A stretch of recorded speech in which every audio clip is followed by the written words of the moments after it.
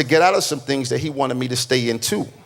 I prayed that I wouldn't have to endure some things that he wanted me to endure. See, I was working on the destination and he was working on me. And sometimes he made me wait. He said, no, slow down, homie. You missed that step. You skipped a step. Go back and do it again. See, you can't run from the steps. You cannot run from the steps. Just because you leave this church and go to another church, you're still going to have to go through the same step.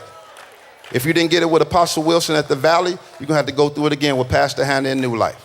If you get mad and you leave there, you're going to have to go through it again with Pastor Jenkins and Fellowship. You get mad at them and leave there, you're going to have to go through with Pastor Muncie and Family Christian. You can't, and if you run from relationship to relationship, if you didn't get it with Henry, you're going to have to go through it with Jim. You didn't get it with Willie, you're going to have to go through it with Roger. You didn't get it with Sally, you're going to have to go through it again with Susie. You can run, but you can't hide from the steps. You can't skip the steps.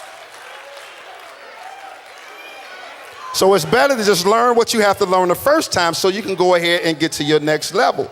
See, all of these things, all of these tools I'm using to work on you, I'm not preparing a blessing for you. I'm preparing you for the blessing. Because 1 Corinthians said the blessing is already prepared. 1 Corinthians 2:9 said, eyes have not seen, ears have not heard, neither has it entered into the hearts of man the things that God has prepared. So your blessing is already in place. God is not fixing it up right now. But what he's doing, he's fixing you so you will be able to handle your blessing. And that's why you have to go through the steps.